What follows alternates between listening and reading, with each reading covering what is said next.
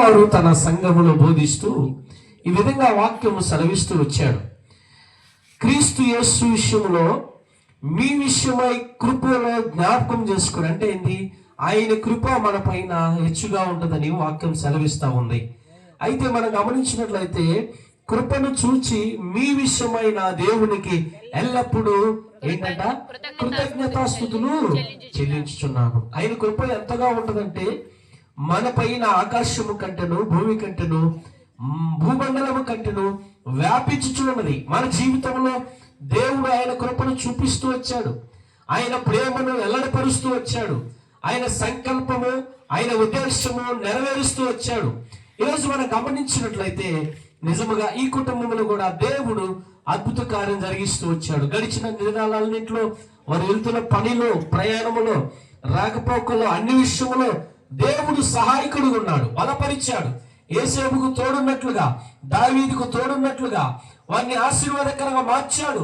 ఈ దావీదును ఆశీర్వదించినట్లుగా దేవుడు ఆశీర్వాదకరంగా మార్చాడు. ఇక రేపు జరగబోయే పనిలో కూడా దేవుడు సహాయం చేయాలా. దావీదు దేవునితో ఒక మాట అంటున్నాడు, ప్రభువా, నేను ఎక్కడో గొర్రెల దొడ్డిలో ఉన్న వాడిని తీసుకుని వెళ్ళి సింహాసనం పైన కూర్చుండబెట్టామని దావీదు ప్రభువుని స్తుతిస్తూ వచ్చాడు. ఈరోజు ఈ కుటుంబం కూడా దేవుడు ఒక ఉన్నత స్థితిలోనికి ఇంకా రాబోయే రోజుల్లో బలపరచాలి, అనేకులకి వెలుగుకరంగా దేవుడు మార్చాలి. ఈ కుటుంబంలో అలాంటి అద్భుతాలు చేయాలని మనం ప్రార్థన చేయాలి. అయితే వాక్యం సెలవిస్తుంది, పౌలు వారు అంటున్నాడు, క్రీస్తు యేసునంద మీకు కృప అనబడిన అంటే దేవుని కృప చేత మీ విషయమై నా దేవునికి ఎల్లప్పుడూ కృతజ్ఞతాస్తుతులు చెల్లించాలి. మొదటిగా ఈ కుటుంబం వారు చేయాల్సిన పని ఏంటంటే వెంటనే దేవునికి ప్రతి విషయంలో దేవునికి ఏం చేయాలా? కృతజ్ఞతాస్తుతులు. అవునా? వెళ్తున్న పనికి వెళ్ళేటప్పుడు ప్రార్థన చేసుకుని వెళ్ళాలి. కుటుంబం అమ్మాయిని ఇద్దరు కలిసి అలా పని చేసుకుని వెళ్ళేటప్పుడు ప్రార్థన చేసుకుని వెళ్తున్నప్పుడు దేవుడు ఆ రోజు అంతట్లో మన కుటుంబాన్ని దేవుడు సఫలభరితంగా మారుస్తాడు.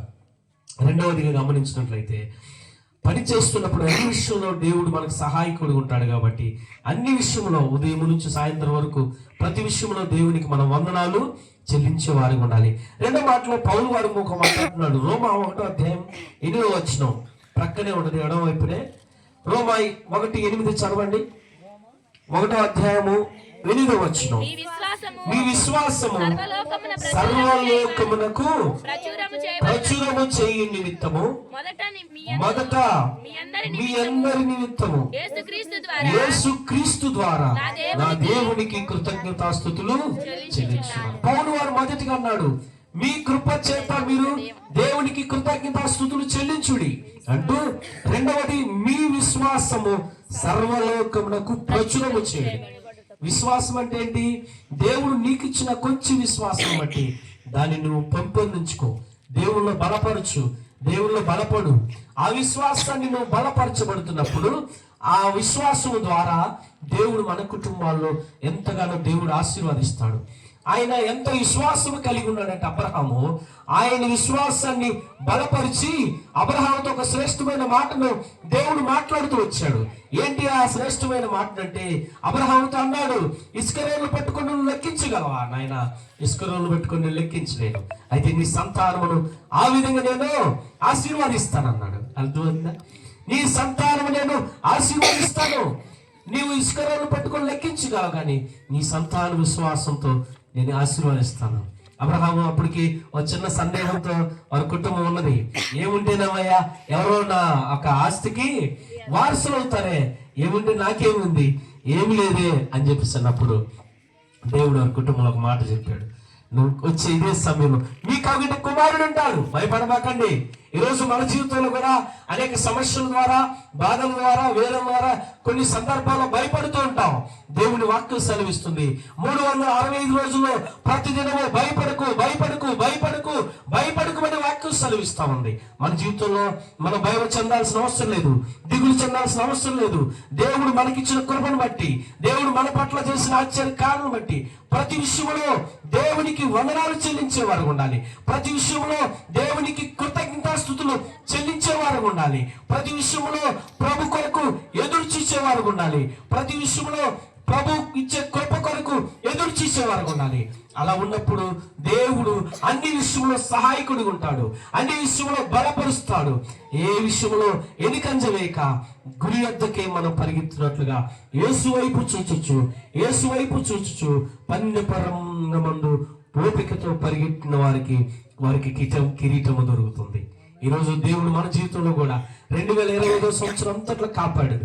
26వ సంవత్సరంలో కూడా దేవుడు ప్రవేశమే. ఆయన ఎన్నో మేలు చేశాడు మన పక్షమున, ఆయన ఎన్నో ఆశ్చర్యకార్యం జరిగించాడు. వీటన్నిటికి కారణం ఏంటంటే దేవునికి మనము కృతజ్ఞతాస్తుతులు చెల్లించడం ద్వారా. నేను లింగబాగా ఇప్పుడు ఒక మాట చెప్పాడు, నేను ప్రార్థన పెట్టించుకొని వెళ్ళాలనుకున్నాం, అందుకే ఈరోజు ఆగిపోయామంటే నిజంగా దేనికి చాలా సంతోషం. ముందుగా ప్రయాణం వెళ్ళేటప్పుడు ప్రార్థన చేయించుకొని ప్రార్థన పెట్టించుకొని వెళ్తే ఆ కుటుంబాన్ని ఇంకా దేవుడు ఎంతో బలపరుస్తాడు, ఎంతో బ్లెస్ చేస్తాడు. అలాంటి ఆశీర్వాదాన్ని దేవుడు ఇస్తాడు. అలాంటి బలమైన కార్యాలు దేవుడు జరిగిస్తాడు. ఏ విషయంలో దేవుడు మర్చిపోయాడు కాదు, ఆయన అన్ని విషయంలో సహాయకుడు ఉంటాడు. అయితే ఒక మాట చెప్పిన ముగిస్తా, పరిశుద్ధ గ్రంథంలో చదవండి. 3వ మాట, నా సమయం అయిపోతుంది.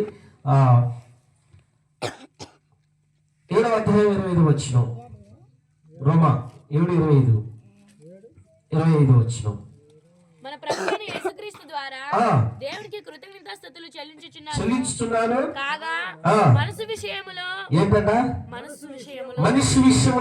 దేవుని శరీరము విషయములో చాలు మన ప్రభువైన యేసుక్రీస్తు ద్వారా నా దేవునికి నేనేం చేస్తున్నా? దేని ద్వారా అంట? ఏ విషయంలో మనము దేవుని ద్వారా మనము కృతజ్ఞతాస్తుతులు చెల్లించు. మన ప్రభువైన యేసుక్రీస్తు ద్వారా, యేసుక్రీస్తు ద్వారా మనకు అన్ని విషయంలో దేవుడు మనం బలపరుస్తాడు. దావీదును దేవుడు ఆశీర్వదించిన వాడు, యేసేపును ఫలించే కమ్మడిగా మార్చిన వాడు. పరిశుద్ధ గ్రంథంలో ఎంతో మంది భక్తులను దేవుడు ఆశీర్వదించినట్లుగా ఈ కుటుంబాన్ని కూడా దేవుడు ఇంకా రానున్న దినాల్లో బలమైన కార్యము జరిగించాలని, ఇంకా రానున్న దినాల్లో వారు చేస్తున్న పనిలో కానీ, వారు వెళ్తున్న ప్రయాణములో కానీ, వారు ఏదైతే పూనుకుంటారో వాటన్నిటికీ దేవుడు సఫలపరచులాగన. అందుకే భక్తుడు నువ్వు ఏ పని పూనుకున్నానో అది నీకు సఫలమే అవుతుందని వాక్యం సెలవిస్తుంది. ఎవరన్నారు ఆ మాట? ఎవరితో అన్నారు చెప్తారా మాటని? నువ్వు ఏ పని పూనుకున్నానో, నువ్వు వెళ్ళేటప్పుడు ఏ పని అయితే నువ్వు పూనుకుంటావో, ఏ పని నిమిత్తం నువ్వు వెళ్తావో నేను సఫలపరుస్తానండు భక్తుణ్ణి. అర్థమైందా? నువ్వే పని పూనుకున్నా నిజంగా ఈ కుటుంబంలో కూడా వారు ఏ పని కోరిక పూనుకోవడానికి ముందుకు వెళ్తారో, ఏదైతే ఆశించి దాని వైపు చూస్తారో అది దేవుడు సఫలపరుస్తాడు. కీర్తన గ్రంథం 20:4 వచనం, నీ కోరిక సిద్ధింపచేసి నీ ఆలోచన యావత్తును సఫలపరుస్తాను. నిజంగా మన ఆలోచన యావత్తును సఫలపరిచేవాడు, మన కోరికను సిద్ధింపజేసేవాడు. ఎన్ని సమస్యలు వచ్చినా, శోధనలు వచ్చినా, ఎన్ని వచ్చినా బలపరచగలిగిన వాడు, ఎన్ని వచ్చినా వాటిని విడిపించి మనల్ని ఉన్నత స్థితిలోనికి నడిపించగలిగిన వాడు. ఉన్నత స్థితిలోనికి నడిపించడమే కాదు కానీ ఆయన మనల్ని చేపట్టుకుని వెన్ను తట్టి మనం బలపరుస్తాడు. ఏ విషయంలో మనం బలపరుస్తాడు? మన ముందు వెళ్తున్నప్పుడు మన వెనక మనతో పాటు ఆయన దూతను కాపలా పెట్టి ఆయన మనల్ని బలపరిచి మన పక్షమున ఆయనుండి, మన పక్షమున ఆయనే సమృద్ధినిచ్చి, మన పక్షమున ఆయన ఏం చేస్తాడు?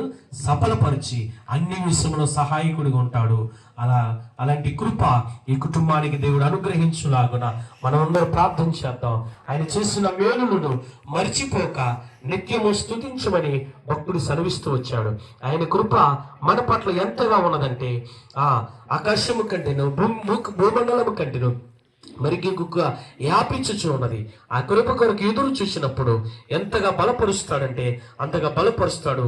అలాంటి కృప ఈ కుటుంబాల్లో దేవుడు అనుగ్రహించునుగాక. దేవుడి మాటలు దీవించునుగాక. ఆమేన్.